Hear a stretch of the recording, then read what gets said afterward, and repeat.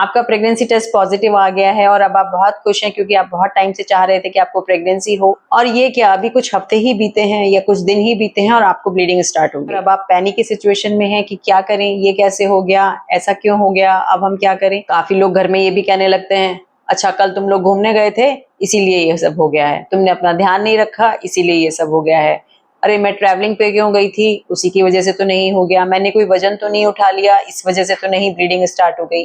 तरह तरह की बातें और तरह तरह के ख्याल दिमाग में आने शुरू हो जाते हैं।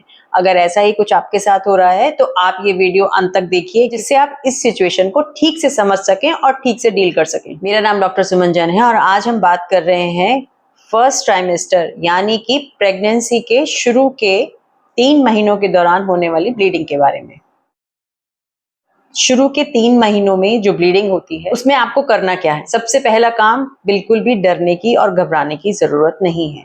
जितना ज्यादा आप डरेंगे और घबराएंगे उतना ही ज्यादा आपकी प्रॉब्लम और बढ़ जाती है। काफी सारे केसेस में जो प्रेगनेंसी के दौरान में शुरू में थोड़ी बहुत ब्लीडिंग होती है ये नॉर्मल होती है और कोई प्रॉब्लम बच्चे को या माँ को नहीं होती।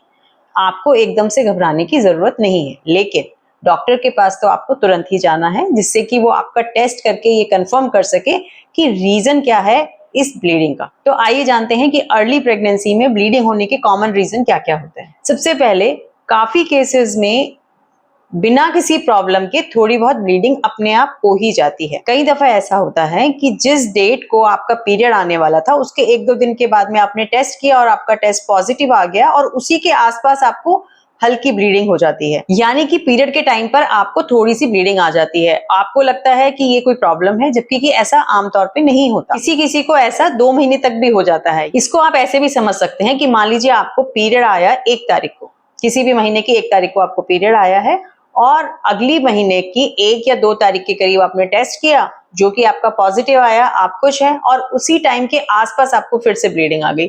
थोड़ी सी ब्लीडिंग, पीरियड जैसी ब्लीडिंग नहीं, थोड़ी ब्लीडिंग। इसके अलावा यही ब्लीडिंग आपको अगले महीने में फिर 1-2 तारीख के आसपास आ गई। ऐसा कुछ पेशेंट्स में होता है कि पीरियड के टाइम पे ब्लीडिंग भी आ जाती है और उनकी प्रेगनेंसी को भी कोई प्रॉब्लम नहीं होती और वो कंटिन्यू ही रहती है। कुछ पेशेंट्स में फर्स्ट ट्राइमेस्टर में बीच बीच में भी थोड़ी थोड़ी स्पॉटिंग हो जाती है। ऐसा हो जाता है सर्वाइकल कंजेशन की वजह से या इरोजन की वजह से या माइल्ड इन्फेक्शन की वजह से भी ऐसा हो जाता है, और ये आमतौर पे हार्मफुल होती नहीं है। लेकिन आपको पता कैसे चलेगा कि ये इन सब रीजन की वजह से हुई है?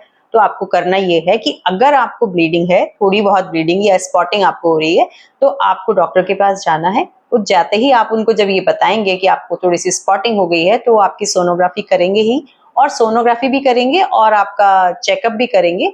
तो उसमें जो लोकल कारण है वो आपके पता चल ही जाएंगे, कोई पॉलिप है या इरोजन है, या सोनोग्राफी में भी देख के डॉक्टर आपको बता देंगे कि प्रेगनेंसी बिल्कुल सेफ है, डरने की कोई बात नहीं है। माइल्ड सपोर्टिव मेडिसिन आपको दी जाएंगी और सब कुछ ठीक हो जाएगा। इसके बाद जो दूसरा कारण हो सकता है प्रेगनेंसी में ब्लीडिंग का, जिसमें कि ब्लीडिंग थोड़ी ज्यादा रहती है और कभी कभी दर्द के साथ भी हो सकती है, ये होता है सबकोरियोनिक हेमाटोमा या थ्रेटन अबॉर्शन की वजह से।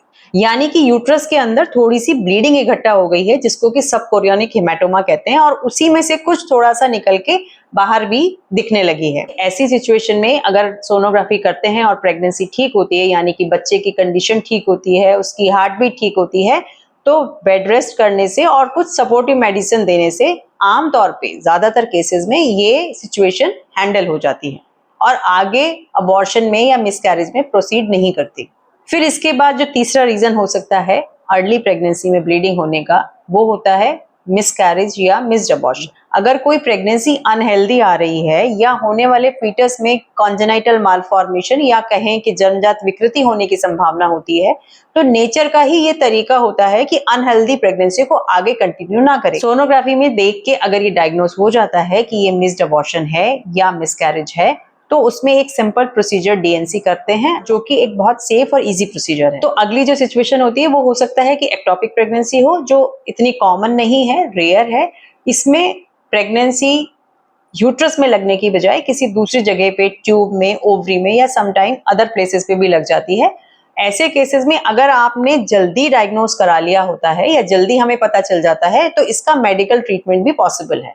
एक और सिचुएशन जिसको कि मोलर प्रेगनेंसी बोलते हैं, जो कि एक एबनॉर्मल प्रेगनेंसी होती है, ऐसे केसेस में भी सोनोग्राफी से ये डिसाइड होता है कि ये मोलर प्रेगनेंसी है, तो उसमें आपको डीएनसी करवानी पड़ती है। कुछ केसेस में, रेयर केसेस में, अगर 12-13 वीक के अराउंड ब्लीडिंग होती है तो रेयर केसेस में वो प्लेसेंटा प्रीविया यानी कि जिसमें आंवल नीचे होती है वो केस भी पॉसिबल है। प्रेगनेंसी के फर्स्ट ट्राइमेस्टर में अगर आपको ब्लीडिंग है और वो बहुत थोड़ी सी स्पॉटिंग जैसी है तो डरने की कोई जरूरत नहीं है। डॉक्टर को आप दिखाएं और डॉक्टर आपको सपोर्टिव ट्रीटमेंट देगा और मोस्ट ऑफ द केसेस में ये सॉल्व हो जाती है। आप इस कंक्लूजन पे जंप ना करें कि कोई सीरियस प्रॉब्लम हो गई है। एक जो सबसे सीरियस प्रॉब्लम होती है वो एक्टोपिक ही होती है, वो बहुत रेयर केसेस में होती है और उसका भी अगर अर्ली डायग्नोसिस हो जाता है तो मेडिकल ट्रीटमेंट भी पॉसिबल है। और अगर किसी वजह से मेडिकल ट्रीटमेंट ना भी हो सके तो सर्जिकल ट्रीटमेंट भी आजकल सभी लोग करते ही हैं। तो आपको करना यह है कि अगर आपको फर्स्ट ट्राइमेस्टर में ब्लीडिंग होती है तो आपको डॉक्टर के पास तुरंत दिखाने जाना है, या जाने से पहले आप एक बार डॉक्टर को कॉल भी कर सकते हैं। तो कुछ टेम्परेरी मेडिसिन तो वो आपको फोन पे भी बता देंगे। उसके बाद में वो लेके आपको डॉक्टर के पास जाना है। डॉक्टर आपकी सोनोग्राफी करेंगे, कुछ ब्लड टेस्ट करेंगे, बीटा एचसीजी टेस्ट करेंगे और एक डायग्नोसिस बनाएंगे। कभी कभी ये भी होता है कि हम पेशेंट्स को उस शुरू के टाइम पे हमें नहीं कंफर्म डायग्नोसिस हो पाता क्योंकि प्रेगनेंसी का साइज बहुत कम होता है।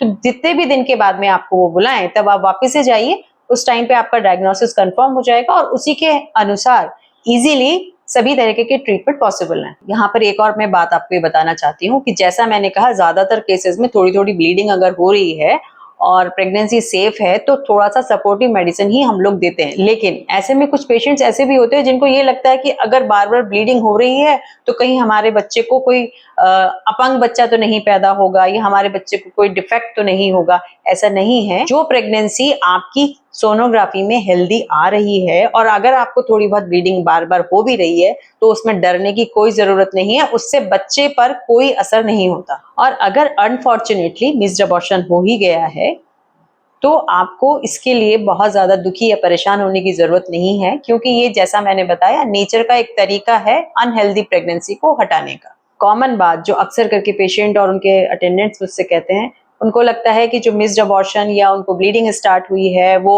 ट्रैवलिंग की वजह से या एक्सर्शन की वजह से हो गई है। ऐसा नहीं होता।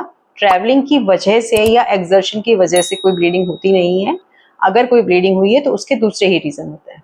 अगर एक बार मिस्ड अबॉर्शन आपका हो भी गया है तो डॉक्टर आपके सारे टेस्ट करेंगे कि कहीं बच्चे में प्रॉब्लम थी या आपके मदर में ही कोई हार्मोनल या इन्फेक्टिव या और कोई इशू या एनाटॉमिकल कोई रीजन है जिसकी की वजह से आपका मिस्ड अबॉर्शन हुआ है, और उनको ठीक करके ही आपको अगली प्रेगनेंसी होगी जो कि मोस्ट प्रोबेबली आपको एक सक्सेसफुल प्रेगनेंसी मिलेगी।